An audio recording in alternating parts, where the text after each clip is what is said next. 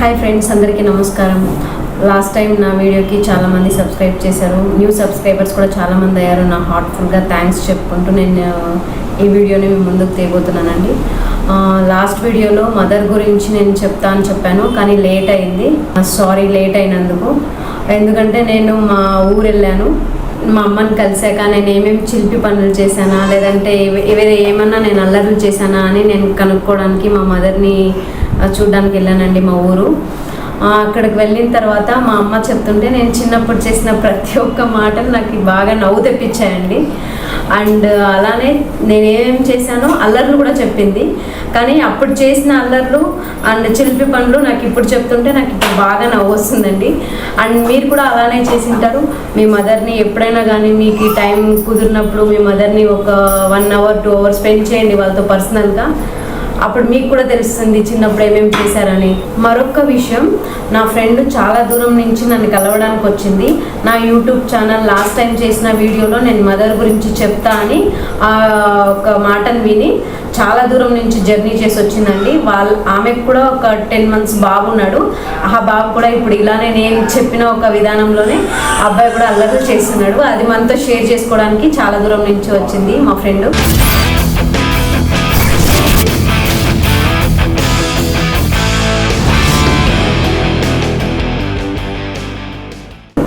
Hi Lakshmi, ఎలా ఉన్నావు? నేను బాగున్నాను. మీరు ఎలా ఉన్నారు? నేను చాలా చాలా బాగున్నాను. అండ్ నువ్వు ఛానల్ గురించి చెప్తామనుకున్నావు. మా ఫ్రెండ్స్ ఉన్నారు, అందరూ చాలామంది ఉన్నారు.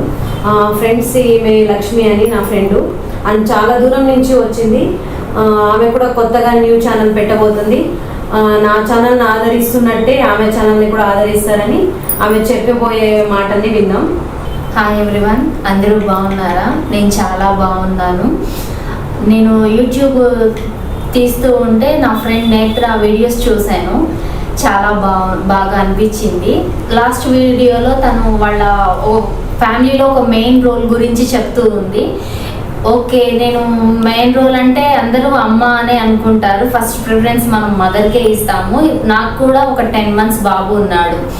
ఓకే, తనతో మాట్లాడి తన చిన్ననాటి అల్లర్లు, నా కొడుకు చేసిన అల్లర్లు, నా అల్లర్లు మొత్తము మీతో షేర్ చేసుకోవాలని మీ ముందుకు వచ్చాను. ఎప్పుడైతే నేను ఈ వీడియోస్ చూశానో నేను కూడా ఒక కొత్తగా యూట్యూబ్ ఛానల్ క్రియేట్ చేయాలనుకున్నాను. నా యూట్యూబ్ ఛానల్లో వచ్చేసరికి ప్రెగ్నెన్సీ, క్రాఫ్ట్, బేబీకి సంబంధించిన ఫుడ్, బేబీ కేరింగ్, తర్వాత వచ్చేసి కుకింగ్, ఇవన్నీ చేద్దాం అనుకుంటున్నాను. మీరు కూడా నా వీడియోస్ ఆదరిస్తారని కోరుకుంటున్నాను. చాలా రోజుల తర్వాత ఊరిలోనన్నావు కదా, అక్కడ మీ మదర్ ఎలా రిసీవ్ చేసుకున్నారు, ఏం తెలుసుకున్నావు, వచ్చేటప్పుడు నీకు ఎలా అనిపించింది? నేను వెళ్ళే ముందు కాల్ చేసి చెప్తాను అమ్మాయిలు వస్తున్నానని.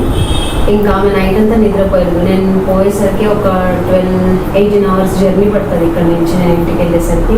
ఓకే, కానీ 18 hours కూడా నేను ఏమీ తినలేదు. ఇక్కడ బయలుదేరితే ఇంకా మా అమ్మ చేతి వంట తినాలని నేను అక్కడ దాకా వెళ్తాను. ఏ మధ్యలో కూడా ఏం ఆపినా ఏమీ తినలేదు. మెయిన్ మా అమ్మ కూడా అలానే ఉంటుంది. నేను వెళ్ళేదాకా ఆమె కూడా తినలేదు. ఇంకా వస్తుంది అని. అప్పటికే ఒక 10 times కాల్ చేసి ఉంటాను నాకు, ఎక్కడ వస్తున్నావు, ఎప్పటికి వస్తావు, పడుకున్నావా లేదా అని. ఇంకా మిడ్నైట్లో అయితే కాల్ చేసేలేదు, ఎందుకంటే పడుకుంటుందేమో నేను చేసేలేదు. కానీ ఆమె మేల్కొనే ఉంటుంది, నా కోసం వెయిట్ చేస్తూనే ఉంటుంది. ఇంకా ఇంటికి వెళ్ళాకైతే ఎలా రిసీవ్ చేసుకుంటుందంటే, వెళ్ళగానే మా అమ్మ మా సైడ్ ఫుడ్ ప్రిపేర్ చేసి పెట్టింటుంది. ఎందుకంటే బయట ఉంటున్నా కదా, ఎలా తింటానో ఏమో అని చెప్పేసి ఇంటికి వెళ్ళగానే ప్రిపేర్ చేసి ఉంటుంది. ఫస్ట్ ఫుడ్ పెడుతుంది. ఓకే, ఇంకా తర్వాత తిన్నాక ఒక 2 hours అలానే చూస్తూ కూర్చుంటుంది. ఇంకా ఎమోషనల్గా ఫీల్ అయ్యి ఏడుస్తుంది. ఓకే, ఇక్కడే ఉండి చేసుకోవచ్చు కదా, అంత దూరం ఎందుకు అని బాగా ఫీల్ అవుతుంది. ఇంకా ఆమె బాధపడుతుంటే ఇంకా నేను చూసి ఊరుకోలేను కాబట్టి ఇంకా అక్కడి నుంచి ఫస్ట్ నేను బయటపడడానికి చూస్తాను. ఇంకా ఆడే ఉంటే ఇంకా ఆమె ఏడుస్తూ ఉంటుంది అని చెప్పేసి ఇంకా మా వదిన వాళ్ళ ఇంటికో లేదంటే మా బాబాయ్ వాళ్ళ ఇంటికో వెళ్ళిపోతాను ఫస్ట్. తర్వాత ఇంకా అప్పటికి కొంచెం మా అమ్మ కొంచెం కూల్ అయి ఉంటుంది. ఏడుపంత ఆపి కొంచెం హ్యాపీగా ఫీల్ అయ్యి అప్పుడు కొంచెం తినింటుంది నేను వచ్చేసరికి. ఓకే, ఇంకా వచ్చాక అప్పుడు అడుగుతాను, ఏమ్మా ఎలా ఉన్నారు, అంత బాగున్నారా అక్క వాళ్ళు అందరూ అంటే ఇంకా పొలం సైడు అటు ఇటు పోతాము. ఇంకప్పుడు పోయేటప్పుడు మధ్య రోడ్లో చెప్తూ ఉంటుంది, ఇలా చిన్నప్పుడు ఈ చైన్లో ఇది చేశారు, అక్కడ ఆ ప్లేస్లో ఇది చేశారు అని చెప్తూ ఉంటుంది. మేము ఫస్ట్ పొలం చేసేటప్పుడు ఇక్కడ వదిలేసి ఇక్కడ వదిలేసి మేము ఈ పని చేసేవాళ్ళము, మీ డాడీ ఇలా చేసేవాడు అని ప్రతిదీ చెప్తూ ఉంటుంది. అప్పుడు ఆ ప్లేస్ చూడగానే ఒకటి మైండ్కి వస్తుంది, ఆ ప్లేస్ నేను చూసినట్టుంది. అంటే నాకు తెలుగు రాకముందు జరిగినవైతే ఇక్కడ చూసినట్టుంది ప్లేస్ అని అనిపిస్తుంది. కానీ తెలిసిన ప్లేస్ అయితే నేనే అడిగేస్తాను, అమ్మా ఇట్లా ప్లేస్లో ఇలా జరిగింది కదా అంటే అప్పుడు అదొక మంచి మెమొరబుల్గా మైండ్లో ఫిక్స్ అయిపోతుంది. కానీ మా అమ్మ చెప్తుంటే నేను వింటుంటే అప్పుడు నాకే చాలా హ్యాపీగా ఫీల్ అవుతాను. ఫస్ట్ ఆఫ్ ఆల్ మా డాడీ గురించి చెప్తుంటే నాకు కొంచెం ఎందుకో ఏడుపు వచ్చేస్తుంది. ఎందుకంటే నాకు ఈ ఫాదర్ లేడు కాబట్టి కొంచెం బాగా ఎమోషనల్ అయిపోతాను. అండ్ మా మదర్ కూడాను చాలా బాగా మాట్లాడిస్తుంది ఇంటికి వెళ్ళగానే. మా సిస్టర్స్ కానీ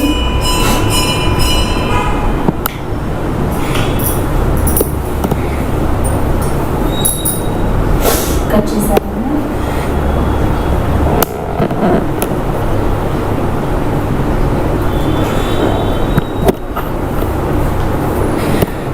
ఓకే, మీ చిన్ననాటి విషయాలు ఏమన్నా చెప్పండి మాకు.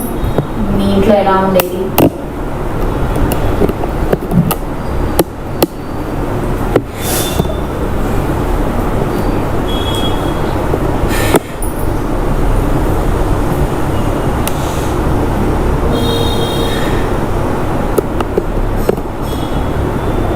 ఆపేసారా ప్లీజ్.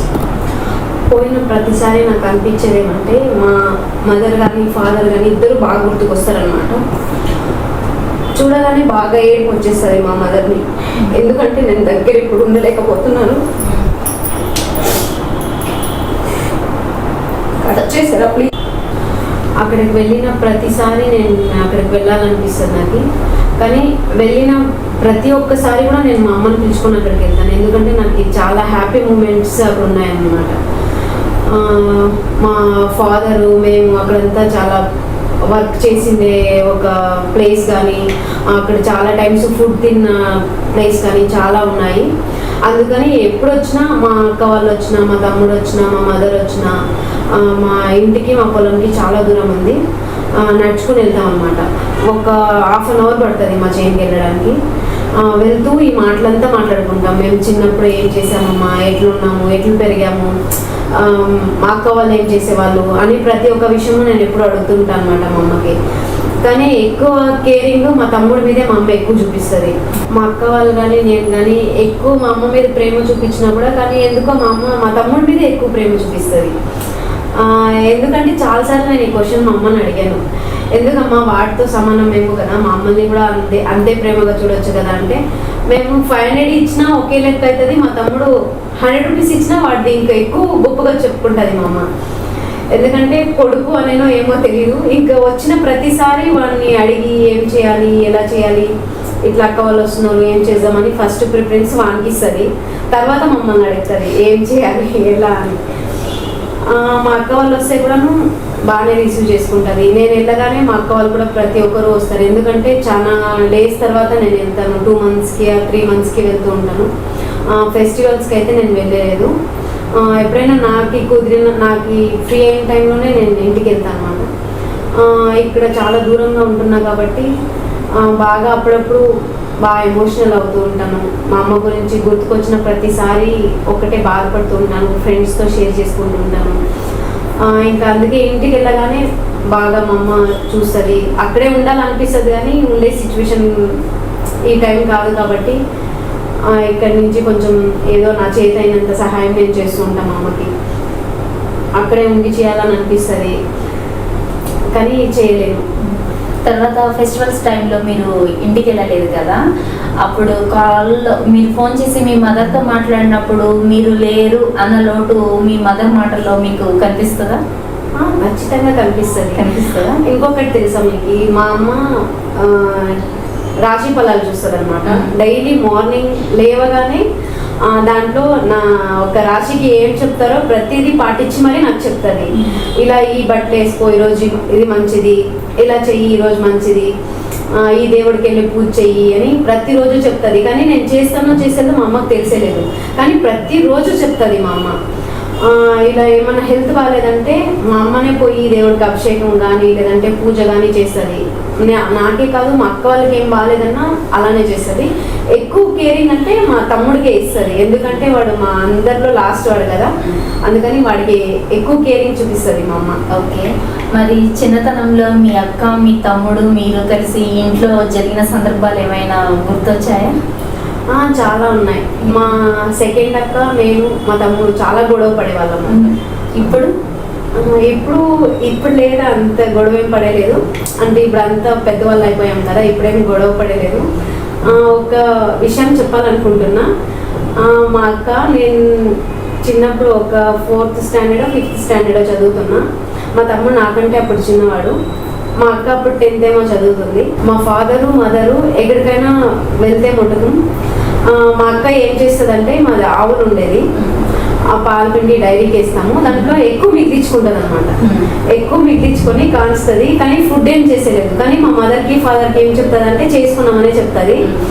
బండ్లు తెచ్చిస్తుంది. మా తమ్ముడు మా అక్క బాగా క్లోజ్ అనమాట. అంటే నాతో అంత ఎక్కువ షేరింగ్ చేసుకునేది, నేను ఎక్కువ కలిసిపోయలేదు మా అక్క మా తమ్ముడితో. అలానే మా అక్క అప్పుడు తినేటప్పుడు బాగానే తింటాము, బాగానే ఉంటాము, వాళ్ళిద్దరు ఒకటైపోయి నన్ను కొట్టేస్తారు అనమాట. అవును, మీకు ఎలా అనిపించేది? ఏడుపు వస్తుంది. ఇంకా నేను ఇంట్లో వాళ్ళకి చెప్తా అంటే ఇంకా చెప్పొద్దు అని అంటారు. డబ్బులు ఇస్తారు నాకు, 5 రూపీస్ 10 రూపీస్ ఇచ్చి కవర్ చేసేవాళ్ళు. అది ఎలా తీస్తారంటే, మా ఫాదర్ మదర్ దేవుడి దగ్గర ఇచ్చింటారు కదా ఉండిలో డబ్బులు, దాన్ని తీస్తారు. ఓకే, దాన్ని తీసి బంద్ తీస్తారు. అంటే మా ఫాదర్ వాళ్ళు ఇచ్చి వెళ్ళింటారు, కానీ దాన్ని ఖర్చు చేసేలేదు. ఇది తెలియకుండా తీస్తారు. ఓకే, అది కడ్డీతో తీసి ఇట్లా పైనుంచి ఇలా అని తీస్తారు అనమాట. తీసేసి ఆ డబ్బులతో తెచ్చి ఇంకా నాకే ఇస్తారు. నేను తినేసి నేను అమ్మకి చెప్తా ఉంటాను. వచ్చాక ఎలా ఉండేది? చెప్తా అంటే ఇంకా పట్టుకొని కొట్టేస్తారు ఇద్దరు. మా తమ్ముడు మా అక్క ఇద్దరు కొట్టేస్తారు. మా నాయనమ్మ ఉండేది అప్పుడు. ఇంకా మా నాయనమ్మ వచ్చి మా ఇంటి పక్కనే ఉండేది, ఆమె కూడా సపరేట్ ఒక రూమ్ ఉండేది. ఆమె వచ్చి అడిగితే ఏమట్లా కొడుతున్నారు ఏమి అంటే, ఊరికి ఆడుకుంటున్నాం అని చెప్పి కవర్ చేసేసేవాళ్ళు. నోరు గట్టిగా ప్రెస్ చేసేస్తారు, ఇంకా గట్టిగా అరుస్తానని.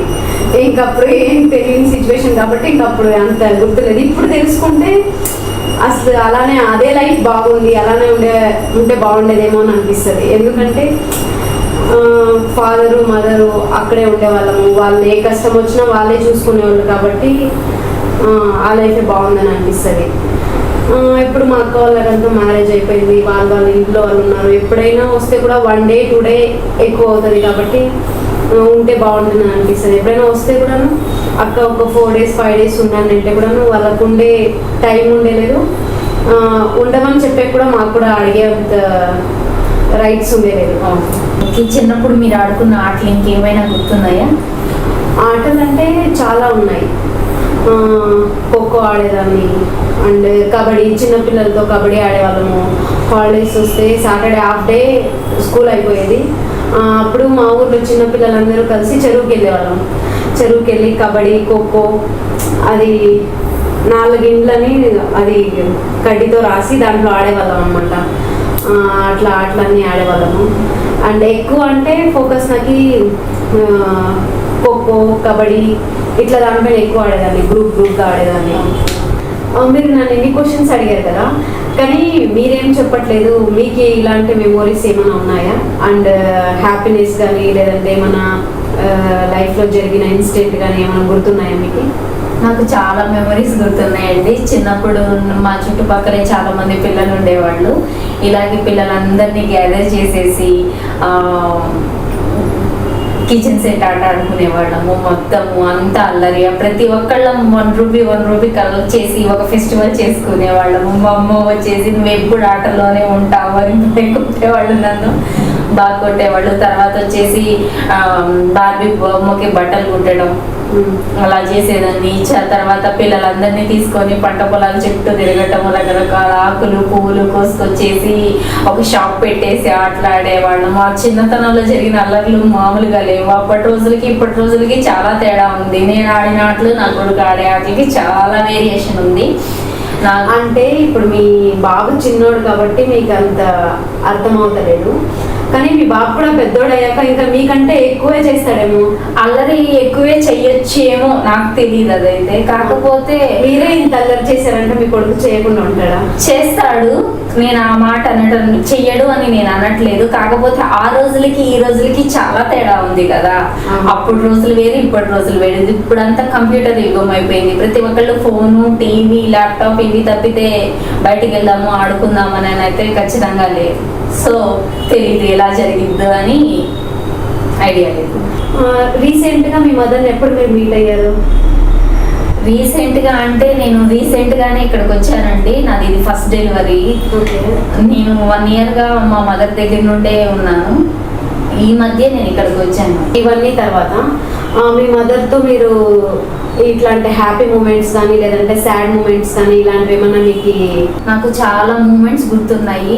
సాడ్ కానీ మంచి కానీ చెడు కానీ ఏ విధంగా అయినా కూడా చాలా మెమరీస్ గుర్తున్నాయి.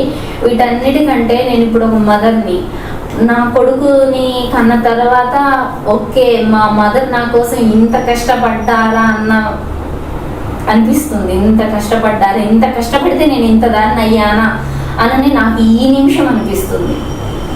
చూసారు కదా ఫ్రెండ్స్, ఈరోజు వీడియో ఇది. అమ్మ గురించి చెప్తూ పోతే ఒక్క వీడియో కాదు, ఎన్ని వీడియోలు చేసినా తక్కువే. మాటల్లో చెప్పలేనంత ప్రేమ దాగుంటుంది. ఇదే విధంగా నేను అందరి గురించి చెప్తాను. బట్ మీరు కామెంట్స్ రూపంలో నాకు ఏదో ఒకటి తెలియచేయండి. ఎందుకంటే నేను చేసే నెక్స్ట్ వీడియోకి నాకు మీ సపోర్టింగ్గా ఉంటుంది. నా వీడియో అందరికీ నచ్చుతుందని నేను కోరుతూ, మీ అందరూ బాగుండాలని, మీ క్షేమం కోరుతూ నేను మీ నేత్రారెడ్డిని. నమస్కారం.